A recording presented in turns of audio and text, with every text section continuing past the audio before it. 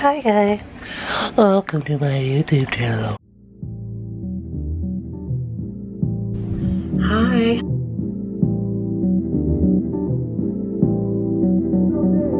I had to put on my reaching hat. Hear me out.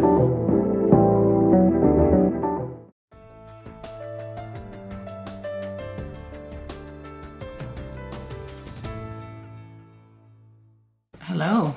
Thank you for clicking on the video. If you're new here, I make crime and conspiracy videos, and then I also do cooking videos to help with the depression from the crime and conspiracy videos. So if you missed part 1, I'll have it linked down below, but we're just gonna kind of pick up where we left off. On March 2005, a 14-year-old girl complained that Jeffrey Epstein had been molesting her. So on October 20th of 2005, the cops execute a search warrant. And when they went into the house, they found incriminating messages, particularly the notepads. There were these message notepads, and they showed that the victims were calling Jeffrey and a lot of powerful people were calling Jeffrey. One of the messages actually contained like code, very awful code. And it said, "He has a teacher for you to teach how to speak Russian. She is 2x8 years old, not blonde. Lessons are free and you can have your first today if you call." Trying to say 16, 2 times 8. So stupid. Even though they were able to find these things in the house, it still appeared that Jeffrey Epstein had been tipped off, because police report that when they came in, all the computers and hard drives and stuff were removed, and all that was left was just like the dangling wires that clearly were connected to something. Get this, Epstein's private investigators attempted to conduct interviews while posing as cops. Then they picked through the police chief and the detectives' trash. They were tailing them. They were following the victims. They went so far as to contact the childhood teachers of the detectives to see if they could get dirt on them. Despite all this pressure, the police continued to soldier on. They were finding so much evidence. They found nude pictures of underage girls. They were able to gather witnesses. They basically kept building the case, but they claim that a lot of the evidence that they were finding was getting leaked to Epstein's lawyers. While the cops were building the case against Jeffrey Epstein, the prosecutors were secretly undermining the case as it was going on. So at this point, the detectives are like, the case is being compromised. So they wrote a letter to their leader, Barry KRISCHER, and they basically asked him to step down. They also leaked the letter to the media. They also referred the case to the FBI. So once that case got sent to the FBI, they decided to put Alex Acosta on the case. He worked at the same law firm as a lot of the lawyers in Jeffrey Epstein's legal team. Epstein hired Kenneth Starr. Kenneth Starr, who, like Alexander Acosta, had worked at the prestigious law firm Kirkland & Ellis. Epstein also hired J. EPSTEIN'S. Sorry about that. He also was of Kirkland & Ellis. Then he hired Alan Dershowitz. Alan Dershowitz, I mentioned him briefly as being on the flights and the call logs, and he was also accused of rape and underage stuff. His most notable cases are O.J. Simpson in 1995. In 2018, he was hired as a member of Harvey Weinstein's legal team. And most recently, he was on Trump's impeachment defense team in 2020. In August 2007, Alex Acosta enters into direct discussions with Epstein's legal team. The emails between the prosecutors and Epstein's legal team show that basically Epstein's lawyers were running the show. The federal prosecutors were acquiescing at basically everything. They would have deadlines and then they would step back from the deadlines. The prosecutors also referenced how they didn't want to leave a paper trail. For example, there's an email that says, "Call me, I don't want to put this in writing." Like, why would you not want to put something in writing unless you think that it could get you in trouble? On October 2007, Alex Acosta and Jeffrey Epstein's attorney, Jay Lefkowitz, have a secret meeting. Epstein got something called a non-prosecution agreement. Now, this is some shit. This non-prosecution agreement essentially shut down the FBI investigation that was going on, which effectively also shut down the inquiry into the powerful people who were Jeffrey Epstein's clients. The non-prosecution agreement had a very strange immunity clause with a very strange wording that's not very common. He named 4 of his accomplices or recruiters or victims in his suit. And then he also generally said any potential co-conspirators, which this could be Ghislaine Maxwell, or it could also be like the wealthy clients that he had. Those people all got immunity in this non-prosecution deal where he only had to admit to one underage girl. Another really controversial part of this agreement was that the victims were not allowed to know about the agreement, which by the way is illegal. Now, I didn't hear much about this, but when I was doing my research, I discovered this guy, Bruce Reinhardt, Bruce the Betrayer Reinhardt. Why am I saying that? I'll tell you why. Because he flipped, he switched sides. He was working in the US Attorney's Office and he was gathering all this information. He had very sensitive information about the case, and he used that and leveraged that to quit, leave there, and get hired by Epstein. He literally quit on January 1st, 2008 and got hired by Epstein on January 2nd, 2008. So the case was brought to a grand jury, which in itself is not common at all with sex offender cases. He had the sweetheart deal. He only got like a year, and oddly enough, he got work release, which is also, according to the sheriff's own policy, not something that they offer for sex offenders, but yet Jeffrey Epstein, a convicted sex offender, was given work release. When he started serving his time, they were referring to him as an inmate, but later on they start referring to him as a client. I think I might know why this happened. Records show that Epstein hired the Palm Beach Sheriff's deputies to monitor him when he was on work release. His work release was 6 days a week for 12 hours a day. Jeffrey Epstein gets released 5 months early. A slap on the wrist is more than what he got. Oh, and then following Epstein's release from prison, him and Ghislaine are not seen publicly together after that. So now Epstein's released, he's a free man. Fast forward to April 2010, flight logs go public. Among them, most commonly, was President Bill Clinton. Bill Clinton was on his flight logs 27 times. Prince Andrew also took a lot of flights with the young girls. I noticed a lot of Dubin. I was like, who are these Dubins? Well, I found out that Selena Dubin is the daughter of Jeffrey Epstein's ex-girlfriend, who he openly talked about wanting to marry her, his girlfriend's daughter, right? Weird. When she was 19 years old, he knew her and got to know her and had a close relationship with her since she was 12. And she called him Uncle Jeff. But Uncle Jeff wanted to marry her. Oh my God. This is how I've been coping with the Jeffrey Epstein case. In 2018, the Miami Herald, which, shout out to the Miami Herald, you're the real MVP. If it wasn't for the Miami Herald, I don't think Jeffrey Epstein would have been arrested again. They reveal all the details about the sweetheart deal that was struck all the way back in 2008.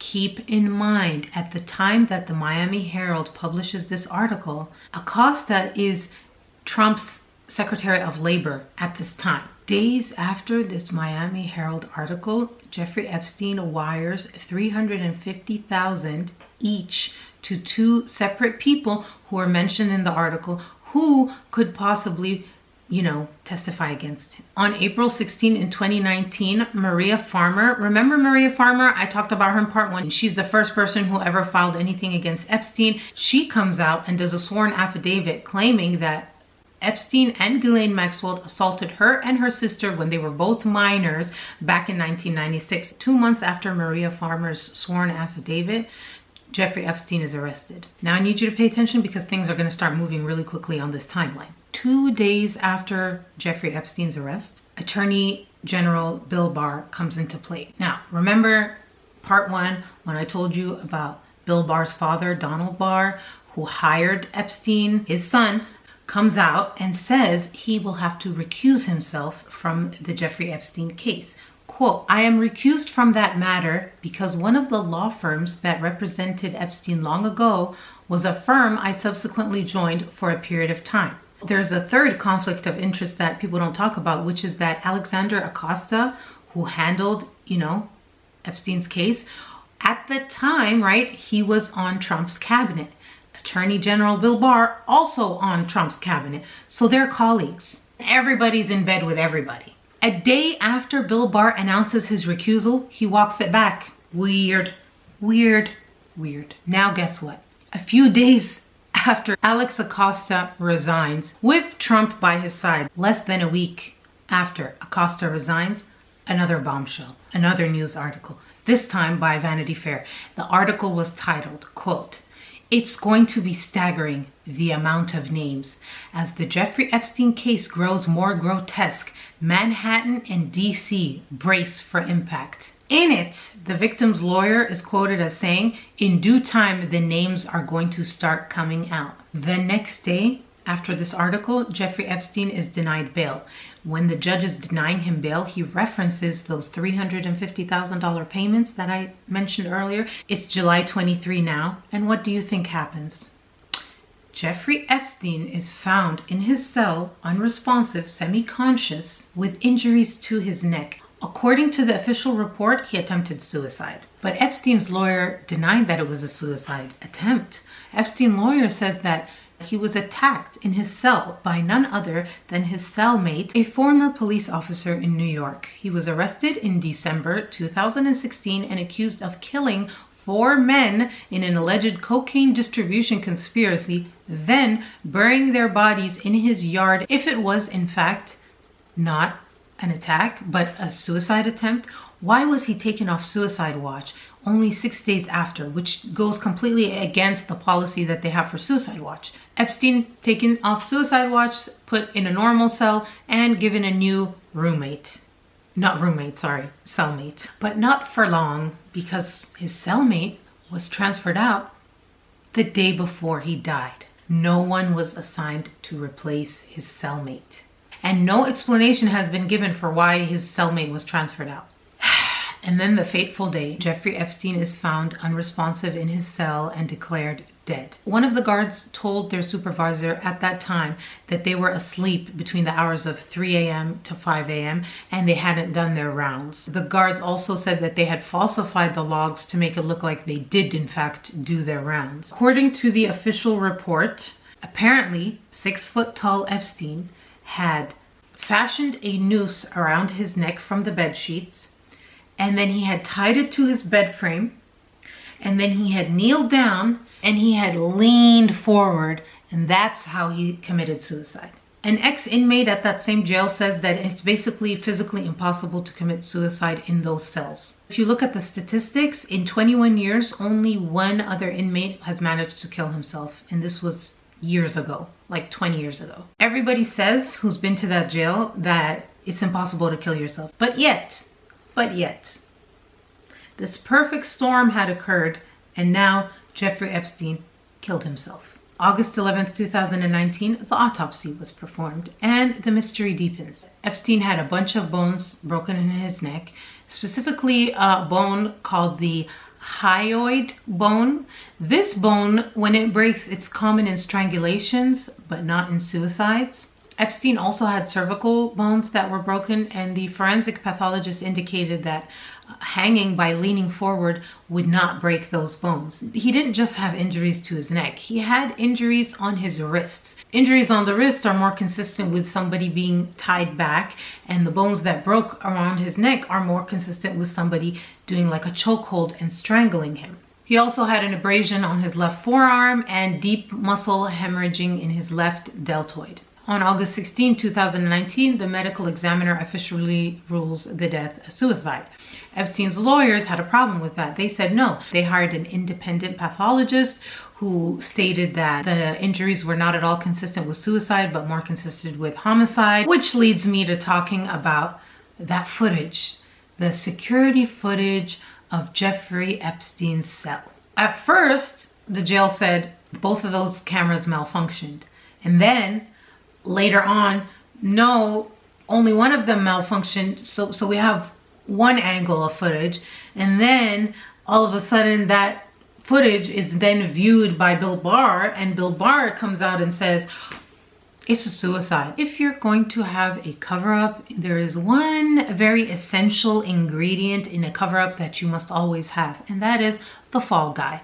Bill Barr, when this all happened, he did a shakeup at the jail. He got rid of the warden. He replaced the head of the Bureau of Prisons. The 2 staffers that had falsified the logs were put on administrative leave. And the narrative was all of a sudden how this prison failed. They're understaffed. There were some bad apples in there. It all turned into, how did the prison let this happen? On August 29th, 2019, the judge dismisses all the criminal charges against Jeffrey Epstein. The case is closed. We don't know who was in all the evidence. We don't get all the names we wanted to get. The whole thing has been shut down. Now, during this time in August as well, it's important to note that there was some sightings of Ghislaine Maxwell in Manchester by the Sea in Massachusetts. Apparently she has a boyfriend there and she's supposedly seen there going by G. Also, there's this photograph of her in August of 2019 at an In-N-Out, but we don't know if that is actually a real photo. I've seen some videos that say that it's actually photoshopped, and they go in there and they show how like her back and the way it's faded, that it's actually a photoshopped picture. So I don't know, you decide. And now it's time to get into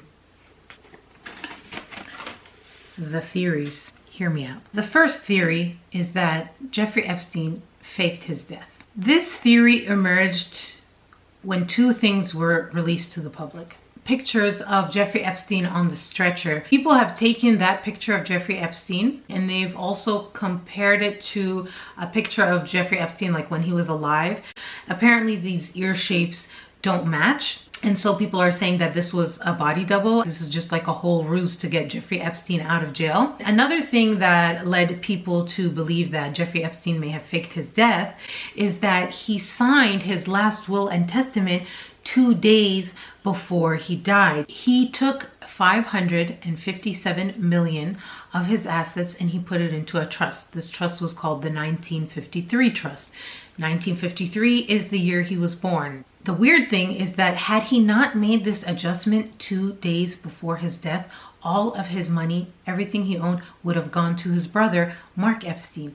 But he ensured that that wouldn't happen. This trust made it very difficult for creditors, victims, to be able to get any money out of it. Why would he try to stop his brother from getting the money? He's dead. What does he need the money for? The people who say that he's alive, they think, well, he put this into a trust so that he would have access to his funds and that his funds wouldn't all be taken away by the creditors or the victims, and he could go on and have this like second life and live in hiding and blah, blah, blah.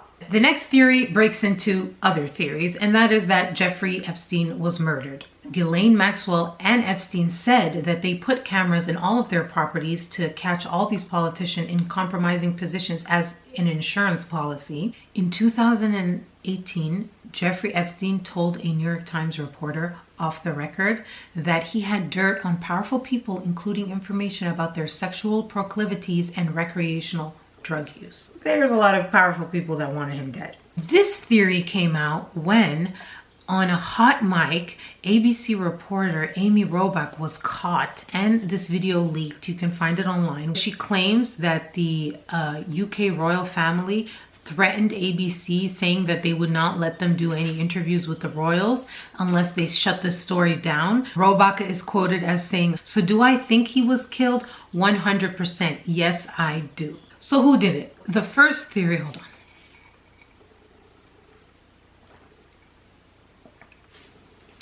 So the first theory, probably I would say maybe the most popular theory, was the Mossad. Former Israeli spy Ari Ben Menashe, a book called Epstein, Dead Men Tell No Tales. In that book, he claims that he was the handler for Ghislaine's father, Robert Maxwell, as a connection to the Mossad. He also said that he was the one who introduced Ghislaine and Epstein to the Mossad. Ben Menashe claims that Jeffrey Epstein and Ghislaine Maxwell were Israeli spies who ran a honey trap operation in which they provided young girls to prominent politicians from around the world for sex and then used the incidents to blackmail them in order to attain information for the Israeli intelligence. Holy moly. Okay, listen to this. Jeffrey Epstein's former mentor, Stefan Hoffenberg, he said that Jeffrey Epstein would boast to his friends that he was going to sell Prince Andrew's secrets to Israel's intelligence agency, the Mossad, and he even referred to Prince Andrew as his Super Bowl trophy. The next theory, did he belong to US intelligence? At Acosta's confirmation, he was asked questions about the deal he approved for Epstein, and he explained breezily, apparently, that he had cut the non-prosecution deal with one of Epstein's attorneys because he had been told to back off, that Epstein was above his pay grade. Quote, I was told Epstein belonged to intelligence and to leave it alone. Listen to this. Epstein's bodyguard once warned the victim's lawyer to be careful of Epstein, telling him, quote, you don't know who you're dealing with. He knows everybody who's powerful in this world. Apparently, when Epstein was still incarcerated in Palm Beach, he sent his bodyguard to the CIA headquarters in Virginia. He said, I didn't know why I was there, but he told me they would take care of me. Everyone introduced themselves and the instructor saved me for last. He did not let me introduce myself. Instead, he just introduced me as what he called a special operative. At the end of his trip to the CIA, he received a book with a personalized note to Epstein. He claims he never looked at the note, but he delivered it to Epstein in his jail cell when he returned. Weird. What was the CIA trying to tell him? What I don't know. You tell me what you think. Me personally, what I think he was killed, and I'm not sure who did it. I think that a lot of people wanted to do it. I don't know. There's like so many different options. I don't know if they all got together or what. I don't know. And I'm not so sure he faked his death. I think somebody killed him. Somebody allowed him to get killed. I don't know if they paid someone in the jail to do it, or I don't know. This is the last part of the series. I hope you guys enjoyed it. Please let me know if you did, and hopefully I don't go missing. Thank you.